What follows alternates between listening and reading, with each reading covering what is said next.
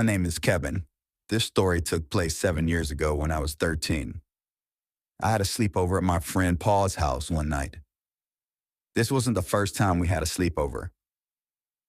What we would do is play video games until around 11 p.m. Then we would start trolling people on Facebook.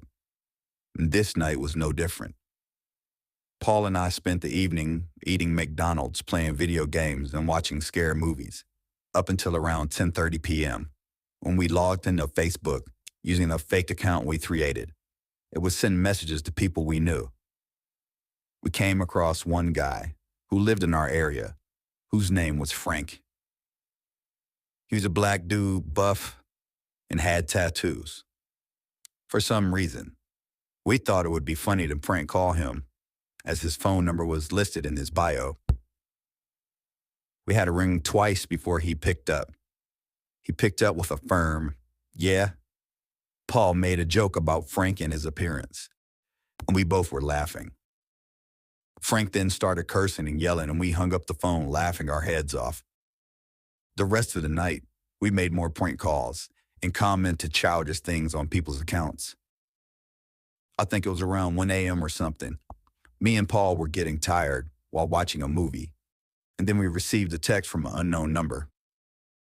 I asked what was that, and it said, "That's so funny," with a picture attached to it. After examining the picture properly, we saw it was a street sign that wasn't far from Paul's house. We both looked at each other, scared and confused. "What if they come to my house?" Paul asked. I tried to calm him down and think rationally.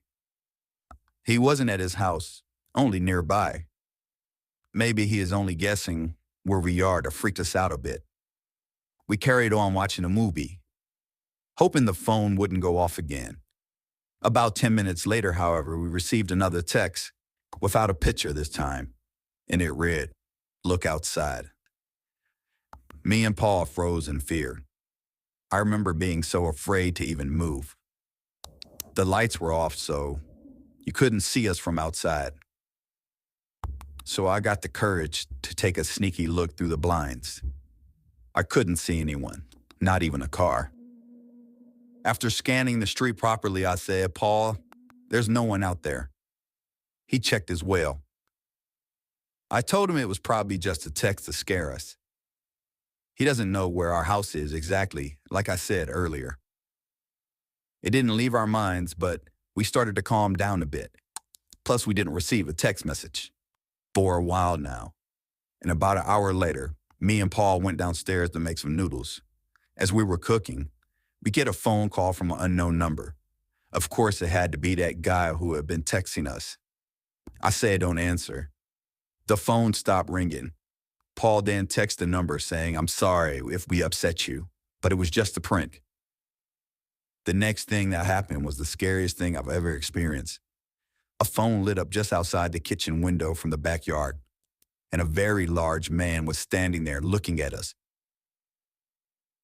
It was French. He looked so angry and held up a large knife and made a huge scratch into the window to where our necks were. We jumped out of our skin, screamed, and ran upstairs to Paul's parents.